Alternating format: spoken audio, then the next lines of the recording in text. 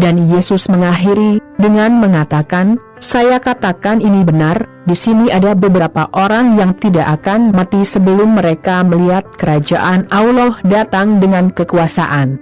6 hari kemudian, Yesus pergi ke gunung yang tinggi, hanya membawa Petrus, Yakobus dan Yohanes. Di sana mereka melihat penampakan Yesus berubah. Pakaiannya sangat putih dan berkilau, lebih dari yang bisa ditinggalkan oleh tukang cuci manapun. Dan ketiga murid itu melihat Elia dan Musa berbicara dengan Yesus. Kemudian Petrus berkata kepada Yesus, "Guru, betapa senangnya berada di sini. Kami akan mendirikan 3 tenda, 1 untuk Anda, 1 untuk Musa dan 1 untuk Elia." Petrus tidak tahu harus berkata apa, karena dia dan 2 murid lainnya ketakutan. Segera setelah itu, awan menutupi mereka, dan sebuah suara datang darinya, yang berkata, "Ini adalah putraku yang terkasih. Dengarkan apa yang dia katakan." Kemudian para murid melihat sekeliling dan hanya melihat Yesus bersama mereka. Ketika mereka turun dari gunung, Yesus memberitahu mereka untuk tidak memberitahu siapapun apa yang telah mereka lihat, sampai Anak Manusia dibangkitkan. Mereka mematuhi perintah, tetapi mereka membahas di antara mereka sendiri apa arti kebangkitan ini. Kemudian mereka bertanya kepada Yesus, "Mengapa para ahli Taurat mengatakan bahwa Elia harus didahulukan?" Dia menjawab, "Memang benar bahwa Elias datang pertama untuk mempersiapkan segalanya. Tetapi mengapa kitab suci menyatakan bahwa Anak Manusia akan sangat menderita dan ditolak?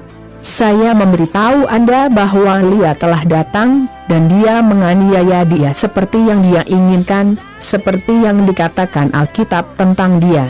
Ketika mereka mendekati murid-murid yang lain, mereka melihat banyak orang di sekitar mereka dan beberapa guru hukum berdebat dengan mereka. Ketika orang-orang melihat Yesus, semua orang tercengang dan segera berlari menyambutnya. Yesus bertanya kepada para murid, "Apa yang Anda bicarakan dengan mereka?" Seorang pria di antara kerumunan menjawab, "Guru, saya membawa putra saya kepada Anda, karena dia didominasi oleh roh jahat dan tidak dapat berbicara. Kapanpun roh menyerang anak saya, dia melemparkannya ke lantai, dan dia mulai berbusa dan menggertakkan giginya, dan dia semakin lemah dan semakin lemah. Saya telah meminta murid-murid Tuhan untuk mengusir roh, tetapi mereka tidak berhasil." Yesus berkata, "Orang tanpa iman, berapa lama saya akan tinggal bersamamu? Berapa lama saya harus bertahan dengan mereka? Bawa anak laki-laki itu ke sini." Ketika mereka membawanya, roh itu melihat Yesus dan mengguncang anak itu dengan keras. Itu jatuh dan mulai berguling di lantai, berbusa di mulut. Kemudian Yesus bertanya kepada ayahnya, "Sudah berapa lama anak Anda seperti ini?" Sang ayah menjawab, "Dia sudah seperti ini sejak dia masih kecil. Roh sering melemparkannya ke dalam api dan air untuk membunuhnya. Tapi, jika Anda bisa, bantu kami. Kasihan kami." Yesus menjawab, "Jika saya bisa, segalanya mungkin bagi mereka yang beriman." Kemudian sang ayah berteriak, "Saya memiliki keyakinan. Bantu saya untuk memiliki lebih banyak keyakinan." Ketika Yesus melihat bahwa banyak orang berkumpul di sekitarnya, dia memerintahkan roh jahat, "Roh bisu tuli, tinggalkan anak ini dan jangan pernah memasukinya lagi." Roh itu menjerit, mengguncang bocah itu dan meninggalkannya begitu saja. Itu sebabnya semua orang bilang dia sudah mati. Tetapi Yesus memegang tangan anak itu dan membantunya berdiri. Ketika Yesus masuk ke rumah, murid-muridnya bertanya secara pribadi, "Mengapa kami tidak dapat mengusir roh itu?" Yesus menjawab, "Semangat seperti ini hanya dapat dikeluarkan dengan doa." Yesus dan para murid meninggalkan tempat itu dan terus menyeberangi Galilea. Yesus tidak ingin ada yang tahu di mana dia berada karena saya sedang mengajar para murid. Dia berkata kepada mereka, Anak Manusia akan diserahkan ke tangan manusia, dan mereka akan membunuhnya, tapi 3 hari kemudian dia akan dibangkitkan. Mereka tidak mengerti apa yang Yesus katakan, tetapi mereka takut untuk bertanya. Yesus dan para murid tiba di kota Kapernaum.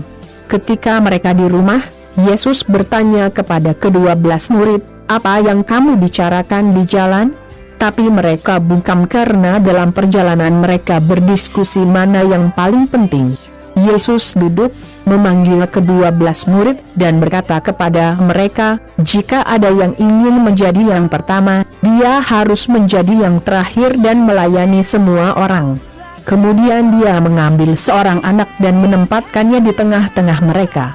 Dan memeluknya, dia berkata kepada para murid, "Dia yang menjadi pengikut saya, menerima anak seperti ini juga akan menerima saya. Dan siapapun yang menerima saya menerima tidak hanya saya, tetapi juga orang yang mengirim saya." Joel berkata, "Guru, kami melihat seorang pria yang mengusir setan dengan kekuatan nama Tuhan, tapi kami melarang dia melakukan ini karena dia bukan dari kelompok kami."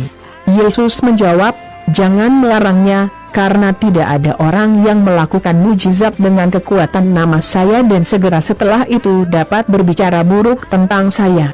Karena siapapun yang tidak melawan kami adalah untuk kami. Saya katakan ini benar, barang siapa memberi Anda segelas air, karena Anda adalah milik Kristus, pasti akan menerima upah Anda."